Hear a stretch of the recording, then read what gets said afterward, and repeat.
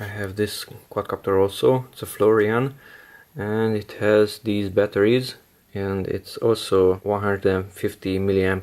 So size wise it's okay, and the voltage is the same. It's a one cell battery, but the plug is not the same. So this is the JJRC's. This one is JJRC H36. This is its original battery. And that's the Floureon's battery. So the battery is the same, but the plug is not the same. This plug is a little bit different, but only the side would be a real problem. So I have to cut the left side of this plastic of this one, and then this element might enter there because the width is the same. So I will modify this plug. Currently it looks like this. What I have to do is cut off from this side a little bit.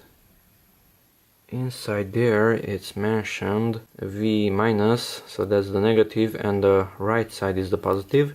And if I position this one like so, then black is on the left side and red is on the right side. Black is negative and red is positive.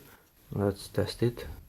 Yep, it's working, but I have to cut deeper. So the idea is okay. So I just made that opening deeper there, down there on both sides, and now I can connect the other quadcopter's battery to this drone.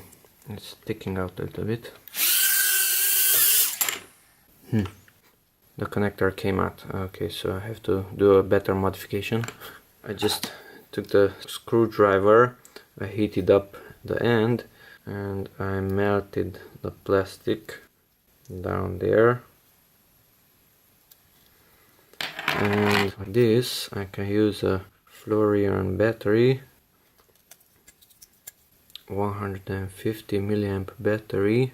Minus is on the left side, so black goes to the left, and that's it. Now it's accepting a different battery also. Yep.